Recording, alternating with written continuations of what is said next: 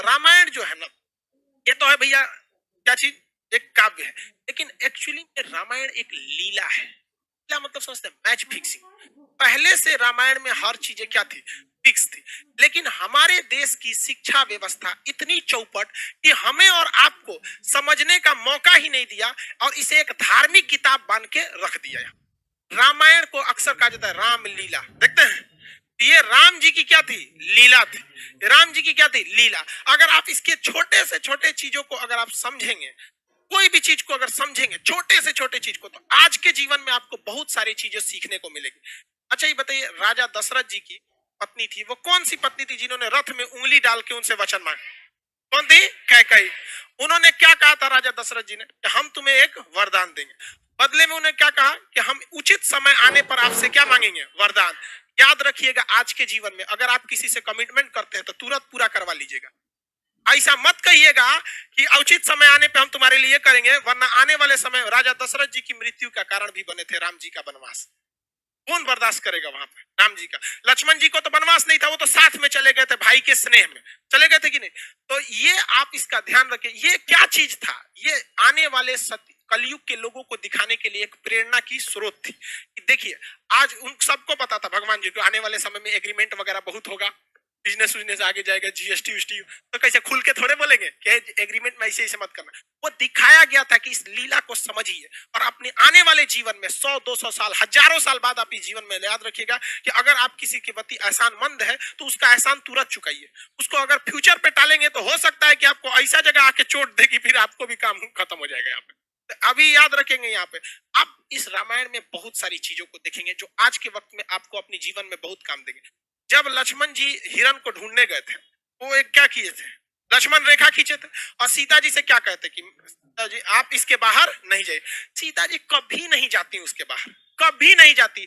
यदि रावण साधु का वेश नहीं बनाया होता तब।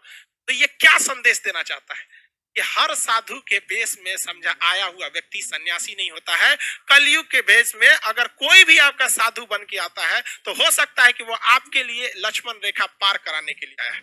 इसलिए आंख बंद करके भरोसा नहीं कीजिएगा, क्योंकि सीता जी जैसी जब वो भगवान की पत्नी जब धोखा खा सकती है, तो हम जैसे तुच्छ मानव लोग की औकात कौन सी औकात है हमारी? और आज भी देखिए, आपको तांत्रिक लोग किसी किसी नाम पे आपको ठगेंगे। ये एक लीला है, लेकिन हमारी सिस्टम में जब अंग्रेज आए थे तो इस तरह से पढ़ा के गए कि हमारे और आपके दिमाग पे एक ताला मार दिया कि बौद्ध ग्रंथों में कुछ भी है तो आप इसे नहीं पढ़ेंगे, क्योंकि आपके दिमाग पे ताला मारा गया है कि आप हिंदू हैं, आप मुसलमान हैं, आप सिख हैं।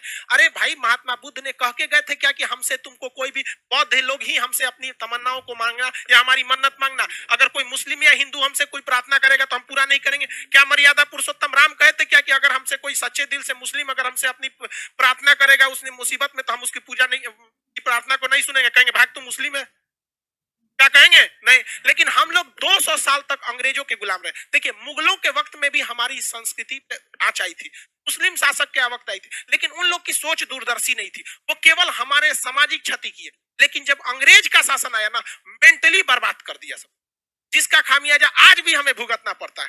जबकि ये साफ संदेश था राम जी का कि देखिए, हमारी खुद की पत्नी भी धोखा खा सकती है, तो आप आदमी किस दे। इसलिए जब कभी भी कोई धार्मिक चीज में अगर आए तो उसे एक बार जांच परख लीजिएगा। हम ये नहीं कहते हैं कि सब गलत है, लेकिन जांच परख जरूर लीजिएगा।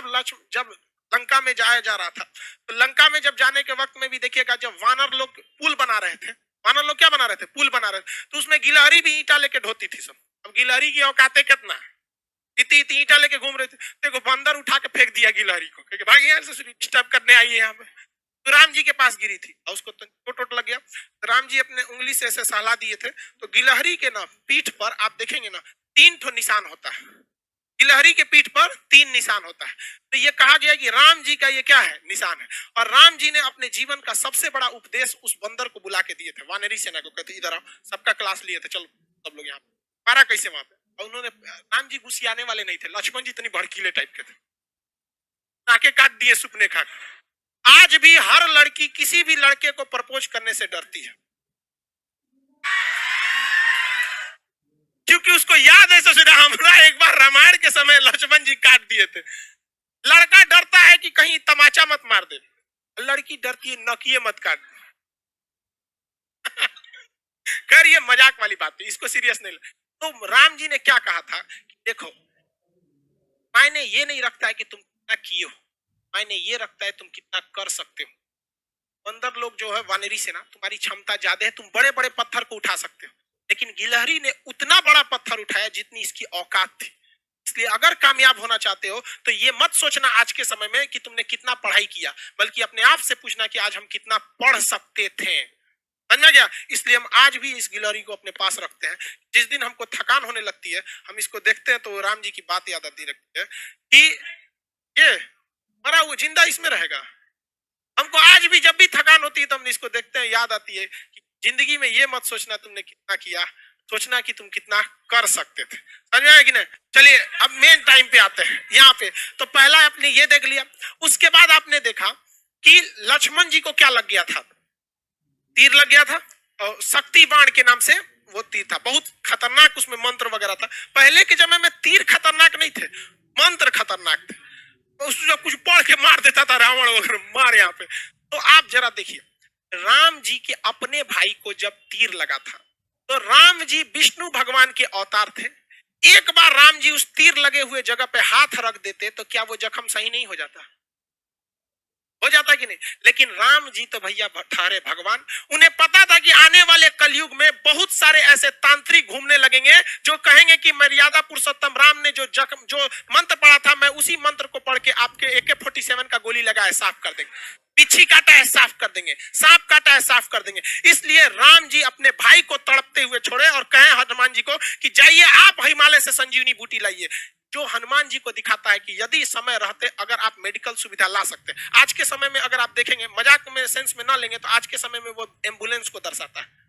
आप इसे मजाक के सेंस में ना लेंगे तो आज के समय में एम्बुलेंस को दर्शाता है और मेडिकल दवाओं को दिखाता है कि अगर आपको कोई तकलीफ है तो आप तुरंत जाइए डॉक्टर के पास, देर मत कीजिए और दवाइयां लाइए। वरना राम जी को क्या, आपको क्या लगता था राम जी के पास शक्ति ना है? अरे भाई साहब, बड़का बड़का लीला करके यहाँ पे जो दिखाता है। लेकिन आज के समय में हम लोग, क्योंकि भारत अंग्रेजों को पता था कि भारतीयों का शास्त्र में ऐसा चीज है कि अगर ये सचुरा पूरा अच्छा से जान जाएगा सब ना, तो हमारे इंग्लैंड को पीछे छोड़ के चल जाएगा।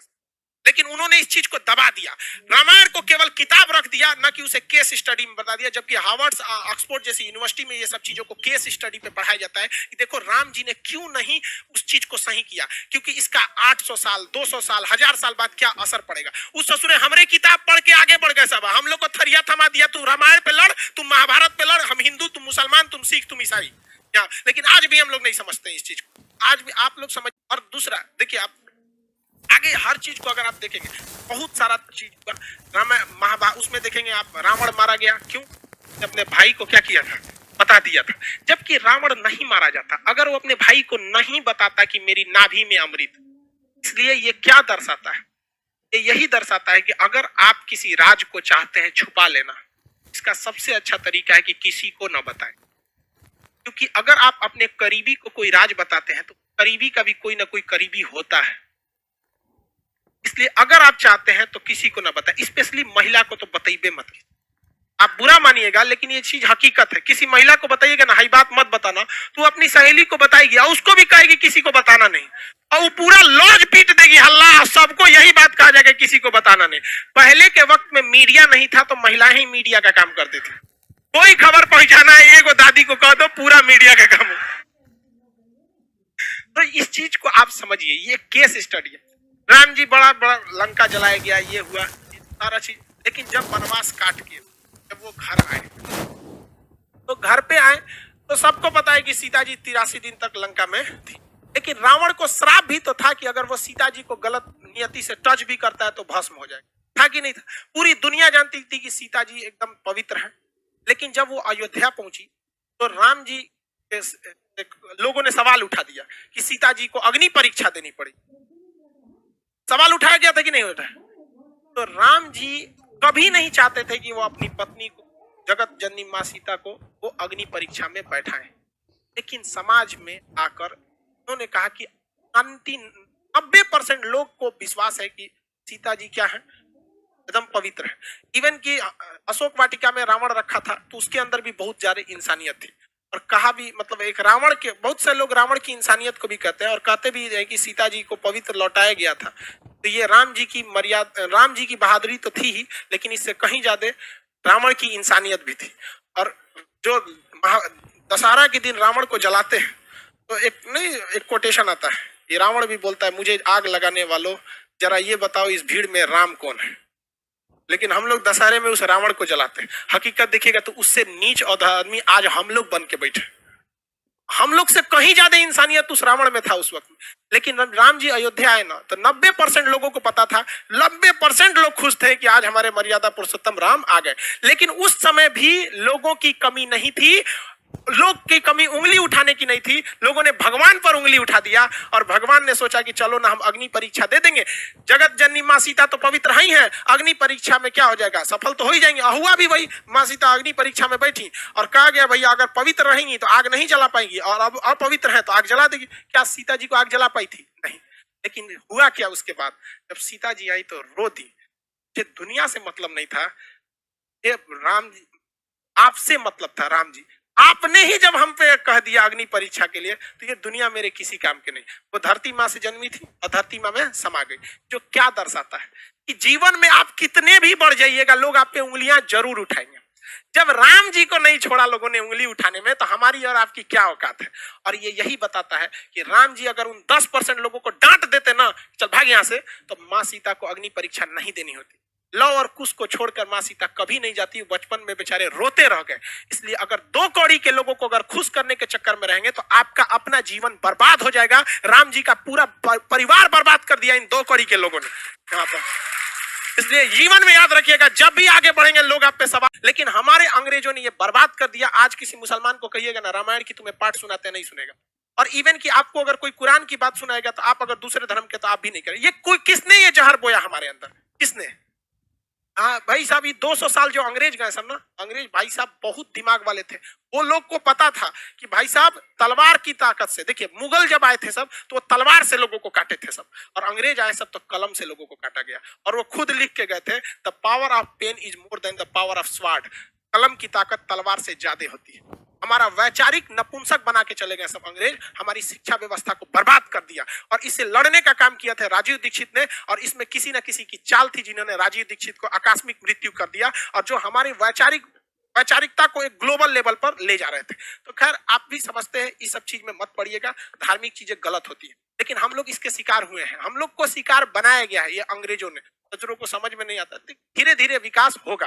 लेकिन आप अगर समाज को देखेंगे ना तो समाज का एक ऐसा हिस्सा है जो अब इस सब चीजों से हट रहा है। उसे नहीं मतलब है कि धार्मिक चीजें क्या है, हिंदू सिख ईसाई क्या है, वो अब इंटेलेक्चुअल पे जा रहा है। लेकिन समाज का एक हिस्सा ऐसा भी है जो ससुरा इसमें और ज्यादा क्या होते जा रहा है, बनते जा रहा है। अगर आप पढ़े लिखे हैं आप इस चीज को समझिएगा। तो रामायण क्या है, एक तरह की लीला है जो बताता है कि भाई साहब आप सबको संतुष्ट नहीं कर सकते।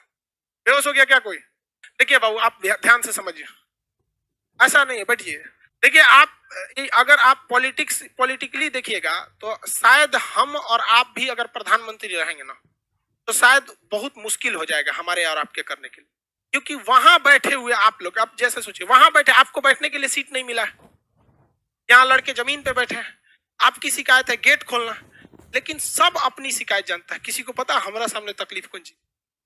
तो जब आप एक बड़े लीडर हो जाते हैं ना, एक और रही बात मोदी जी की, कहते हैं कि मोदी जी भी मतलब ये कर रहे हैं, सबसे बड़ा इस देश में करप्शन का काम किसने किया था? अंग्रेजों ने किया था। देखिए ध्यान से, उन्होंने किस तरह से चोट किया था। उन्होंने क्या किया कि जब भारत में कहीं भी गलत काम होता था और कोई भी व्यक्ति उस गलत काम के खिलाफ आवाज उठाता था तो उसके घर को जला देते थे सब अंग्रेज, और उनको अंडमान निकोबार में ले जाके फांसी दे देते थे सब। और ये काम उन्होंने 200 साल तक किया। 200 साल में 4 पीढ़ियां आ जाती हैं, क्योंकि एक पीढ़ी व्यक्ति की लगभग 50 मानी जाती है कि 50 साल के बाद आदमी किसी काम का नहीं रह जाता है। तो 4 पीढ़ियों के अंदर अंग्रेजों ने थोड़ा थोड़ा स्वीट पॉइजन देते गए कि तुम गलत के खिलाफ आवाज मत उठाओ, मत उठाओ, मत उठाओ, तुम्हारा घर तोड़ दिया जाएगा, घर जला दिया जाएगा, फांसी दे दिया जाएगा, जेल डाल दिया जाएगा। 4 पीढ़ियों के बाद जब हमें आजादी मिली तो हमारे अंदर वो डीएनए में ये डर घुस चुका है। हमारे सामने हमारे गांव का 2 कौड़ी का मुखिया नाली बनाता है तो उसमें 12 का सीमेंट का मसाला डालता है, लेकिन हम आवाज नहीं उठा पाते हैं। अगर हर गांव से आवाज उठने लगे तो किसी के बाप की औकात नहीं जो गलत काम कर सके। करप्शन तो हम लोग बढ़ाते हैं, हमें डर है, हम सवाल उठाते हैं अपने प्रधानमंत्री पे, हम सवाल उठाते हैं मुख्यमंत्री पे, अपने पे सवाल उठाएं कि हमारी औकात नहीं है कि हम अपने मुखिया के सामने आवाज उठा सके। और ये जो लोग कहते हैं करप्शन वाले, ये गांधी को गाली देते हैं। गुलामी में वही गांधी था जो अंग्रेजों की महारानी के खिलाफ आवाज उठा दिया था कि तुम गलत हो, और हम लोग अपने मुखिया के खिलाफ आवाज नहीं उठा पाते। ये वैचारिक नपुंसक बना के चले गए अंग्रेज हमें। हाँ।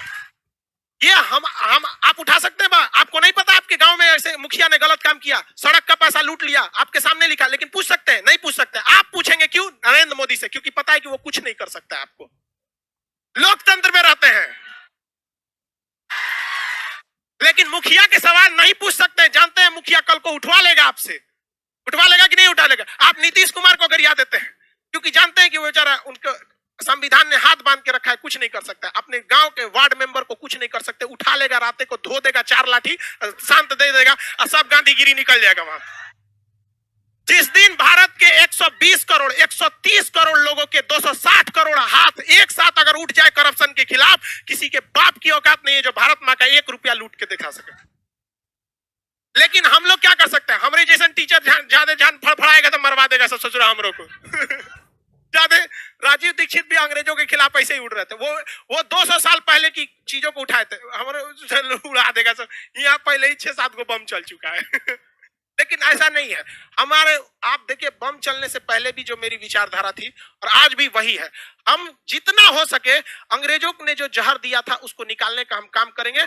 आखिरी सांस तक जब तक रहेगा, इन अंग्रेजों की जो वैचारिक गतिरोध हमारे साथ दे के गए हैं उसे निकालने का कोशिश करेंगे। एक भी भारत माँ के संतान को अगर हम सही रास्ते पर लाएंगे तो हम समझेंगे मेरा जीवन सफल हो गया। ये आपका कर्तव्य बनता है, आप इसे आवाज उठाइए।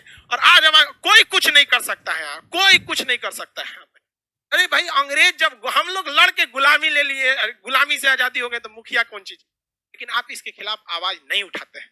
आवाज तब उठाइएगा जब आप अपने गांव को सुधार सकते हैं, तब जब आप अपने गांव को सुधारने में तकलीफ होती है। अरे देश के प्रधानमंत्री को देश सुधारने में कितनी तकलीफ है, बहुत टाइम लग। किसी की बात करते हैं, हमको मोदी जी से कोई एक वीडियो बनाए थे हम, लड़का कमेंट किया था, सर आप मोदी जी के भक्त हो गए, तो एक लड़का उसका रिप्लाई दिया था, कल वाला वीडियो देख लो। हम मिडिल वाला काम नहीं करते, हाँ या ना।